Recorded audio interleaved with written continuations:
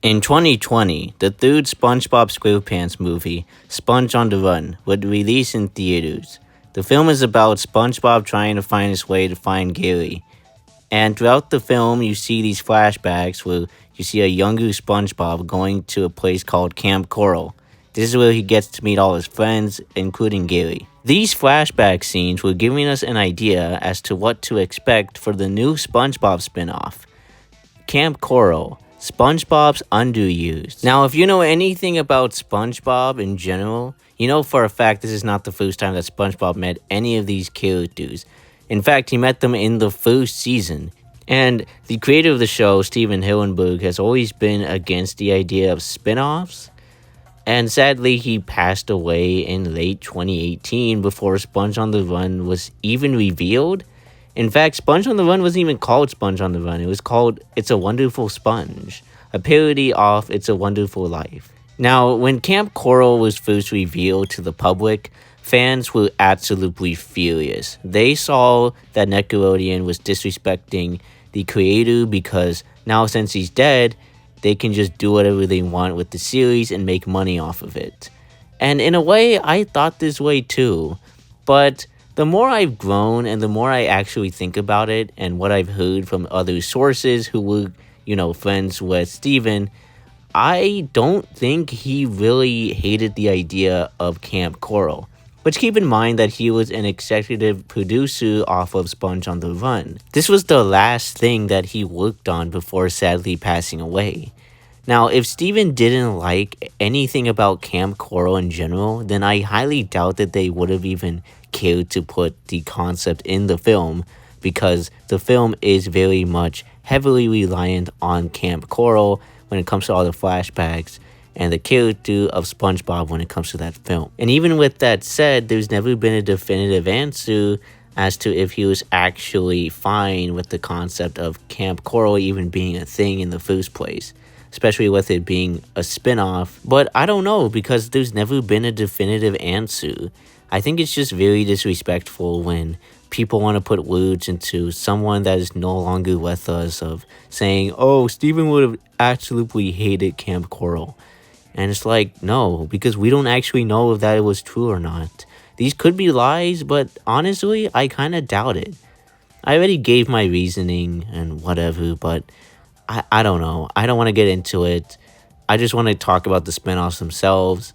And let's just get into Camp Coral. Now, when I mean that people hated Camp Coral, I really mean they hated the show. Like, just the concept alone just showed off how desperate Nickelodeon were to just make money off of SpongeBob, especially with the sneak peek that came out soon after. People hated how the show looked. As for me, I would have thought the same thing as well. I was not a big fan of how the animation looked. I thought it looked cheap and ugly. But a couple months back, I actually decided to watch the entire show, all 2 seasons, all 39 episodes. And I'm gonna be honest, it wasn't anything great, but also wasn't anything terrible either. Now, I will repeat, I am not the biggest fan of the animation. It's nothing awful, but I just think the show would have looked a lot better if it was animated in 2D. It's just that some of the characters can be animated like really stiff, or they're so expressive that it just looks very off sometimes. The location itself just looks empty as well. But besides that, it wasn't terrible. It wasn't anything that, looked awful. No disrespect to the animators. I think they did a fine job when it came to animating these characters and whatnot. But again, I think this show would have looked a lot better if it was animated in 2D. As for the characters, I think they're done just fine. They all act like how they act in the actual show. And while yes, this show does retcon as to how SpongeBob met these characters, the show has been retconning things for a while now, so it doesn't actually bother me. Plus, I think the characters are accurate to how they should act, and that makes me glad that there are people who worked on this show who do care about these characters and how they're written, but also want to do a lot more with them when it comes to learning about them, and I think it's done pretty well. As for the show itself, it's okay. Now, like, episode-wise, The first season was boring or okay at best. I'm gonna be honest, the first half of the first season was boring and bland to the point where I almost gave up. But near the end of the season, I actually started to like the episodes. As for season 2, easily the best season. Like, I actually enjoyed every episode from the final season. Not only that, but the finale itself was a pretty nice conclusion of just ending the show.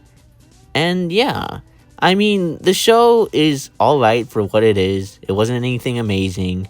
But in the end, I didn't hate it. And I don't think it deserves the hate that it gets. Overall, the show was alright for what it was. Nothing offensively bad or disrespectful to the SpongeBob franchise. Now, I do want to mention that this show, along with its other spin-off, did introduce new lore to this SpongeBob universe. I don't have the time to talk about all the lore. If you want more information, Nintendo did a really great video last year talking about the new lore. So if you want more information on that, I will link that video in the description below. But besides from that, Camp Coral was alright. In 2019, it was announced that Squidward would get his own spin-off on Netflix. And out of nowhere, the show was just cancelled. As to why, I'm not too sure, but my theory is that the show got replaced with the Patrick Star Show. Do I have any proof of that? Not really. But honestly, I don't really care, because now we're going to talk about the Patrick Star Show. This show takes place after Camp Coral, where we follow a teenage Patrick along with his family while he imagines doing interviews and being a talk show type guy. As for the show itself, I'm surprised to say this, but I actually kind of liked it. Like, I'm going to be honest, there are some genuinely funny jokes here. There's a lot of moments here that are self-aware, and while I will say that it is funny, personally, it's not for everybody. It can get a little bit annoying sometimes, but I will say that the show is aware of itself, and Patrick just acts like how he is. Now, I will say that yes, Patrick's family is redesigned, especially his parents, but I'm glad that we learn more about his family and more about these characters when it comes to these spin-offs, and I'm completely fine with it because they're actual characters, and honestly, I actually don't mind them at all. I actually do like them. The Patrick Show is way better than Camp Coral. I definitely prefer watching the Patrick Show over Camp Coral.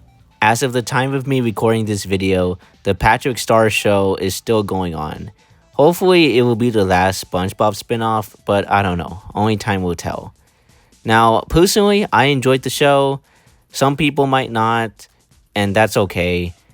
I just think it might not be for everybody, but I did enjoy it. So what are my overall thoughts on these spinoffs? Personally, they're not terrible, but they're nothing amazing, and that's fine.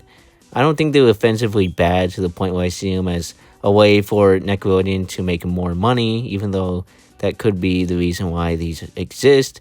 But I do know that there were people who worked on these shows that did care about the franchise itself and its characters. The show itself is in a better place than it was before, showing off that there are people who, again, do care about the franchise.